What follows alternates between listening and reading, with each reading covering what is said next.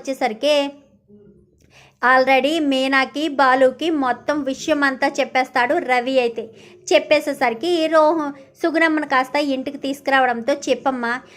నీకు ఎంతో సహాయం చేశాము, అలాంటిది మాకు నిజం చెప్పకూడదమ్మా, నిజం చెప్పు, మీ అమ్మాయి పేరు కళ్యాణియా రోహిణియా అంటూ ఇంకా రోహిణి ఇంటికి వచ్చేలోపే రోహిణి జాతకం మొత్తం బయట పడిపోతుంది. ఇటు రోహిణి ఇంటికి వచ్చేసరికి మొత్తం అంతా చెప్పేయడంతో ఇంకా ఏం చేయాలో అర్థం కాని పరిస్థితికి వచ్చేస్తుంది రోహిణి. అయితే రామ్మ రోహిణి అని చెప్పి ప్రభావతి అనేసరికి అత్తయ్య అని చెప్పనుగానే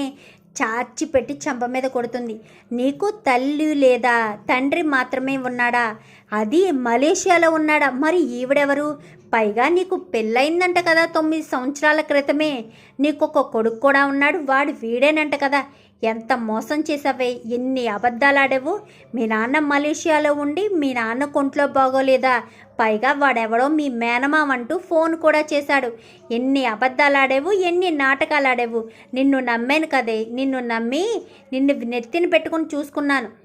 కావాలని నా కొడుక్కిచ్చి పెళ్లి చేశానే, ఎంత మోసం చేస్తావని అస్సలు అనుకోలేదు అని చెప్పనేసరికి అది కాదత్తయ్య అని చెప్పాను. కానీ నోరు మూసే, నువ్వింకా అబద్ధాలు చెప్పి నన్ను ఇంకా మోసం చేయాలని చూస్తున్నావా, ఎంత మోసం చేశావు, ఎంత కుట్ర చేశావు, అసలు నీకులాంటి దాన్ని క్షమించి వదిలిపెట్టకూడదే, లేదంటే నన్ను నా కుటుంబాన్ని మోసం చేస్తావా, నువ్వే ఇంటి పెద్ద కోడలివి, పోనీలే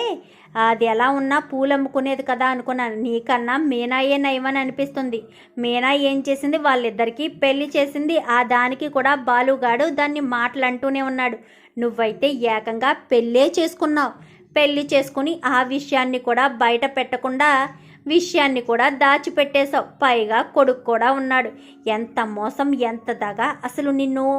ఇంటి కోడలుగా కాదు ఇంటి గుమ్మంలో కూడా రానివ్వకూడదే నీకులాంటి దాన్ని, కానీ ఏం చేస్తామో వీడి తలరాత ఏంటో వీడు చేసుకున్నాడు అనగానే నాకు వద్దమ్మా రోహిణి అని చెప్పనేసరికి, ఏంటి మనోజ్ రోహిణి వద్దని అంటున్నావు, ఎన్ని రోజులు కలిసి కాపురం చేసిన తర్వాత వద్దంటే వదిలేస్తాననుకుంటున్నావా ఏంటి అని చెప్పాను. కానీ ఏం చేస్తావే, నా కొడుకుని ఏం చేస్తావు అనగాని, ఏదైనా చేస్తాను అత్తయ్య, ఏదైనా చెయ్యగలనత్తయ్య, నేను అనుకుంటే ఏదైనా చేస్తాను, నేనేమన్నా మీనాలా మాటలంటుంటే నోరు మూసుకుని ఊరుకుంటాను అనుకుంటున్నారా ఏంటి, నేను సమాధానం చెప్పాల్సిన టైప్లో సమాధానం ఖచ్చితంగా చెప్తాను, మీరు పోనీలే కదా నేను వదిలేస్తాను, నేనేమీ మాట్లాడడం లేదు, నోరు మూసుకుని ఊరుకుంటాను అనుకుంటున్నారేమో, ఎట్టి పరిస్థితుల్లో నేను వదిలిపెట్టను అని చెప్పి ఇంకా రోహిణి మాట్లాడేసరికి, అదేంటమ్మా రోహిణి, తప్పు నువ్వు చేసి పైగా ప్రభావతి మీద కేకలు వేస్తావేంటి అనగానే, మరి ఏం చేయమంటారు మామయ్య గారు, నా పరిస్థితి ఇలా ఉంది, నా భర్త చనిపోతాడని నేను కలగన్నానా, భర్త చిన్న వయసులోనే పెళ్లి చేశారు, భర్త పెళ్ళైన సంవత్సరానికే చనిపోయాడు,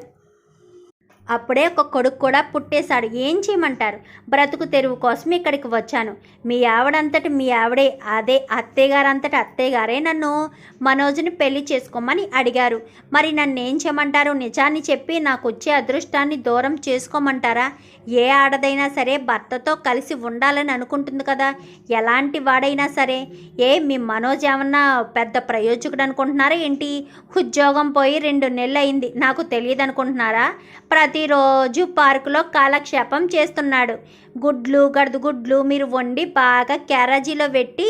బాగా మేపుతున్నారు కదా, ఈ విషయం అన్నీ నాకు తెలియదు అనుకుంటున్నారా, అన్నీ తెలుసు అత్తయ్య, సర్లే ఇంట్లో వాళ్ళందరి ముందు పరువు తీయడం ఎందుకు, భార్య ముందు పరువు తక్కువగా ఉంటుందని నోరు మూసుకుని ఊరుకుంటున్నానే తప్ప నాకు తెలియదని మాత్రం మీరు అస్సలు భ్రమపడకండి అని చెప్పి ఇంకా రోహిణి అనేసరికి ఒక్కసారిగా ప్రభావతి ఇటు మనోజ్ అందరూ కూడా షాక్ అవుతారు. ఇప్పుడు ఏం చేస్తారు, నన్ను ఇంట్లోంచి బయటకి గెంటేస్తే నేను ఎవరికి ఎలా బుద్ధి చెప్పాలో అలా బుద్ధి చెప్తాను, నేను ఏం తప్పు చేశానని, పెళ్ళైన తర్వాత నేను మోసం చేశానా, తప్పు చేశానా, మీరిచ్చిన 10 లక్షలకి కాస్త 17 లక్షలు ఇచ్చాను, ఇంకా నేనే లాస్ అయ్యాను తప్ప మీరేమీ లాస్ కాలేదు అని చెప్పి రోహిణి అయితే ప్రభావతికి అలా చెప్పేసరికి ప్రభావతికి ఏం చేయాలో అర్థం కాక సైలెంట్ అయిపోతుంది. చూద్దాం మరి రాబోయే ఎపిసోడ్స్లో ఏం జరుగుతుందో. వీడియో నచ్చితే లైక్ చేయండి, ఛానల్ని సబ్స్క్రైబ్ చేసుకోండి, పక్కనే ఉన్న బెల్ సింబల్లో ఆల్ పై క్లిక్ చేయండి, ఎలా చేయడం వల్ల అందరికంటే ముందుగా చూడవచ్చు.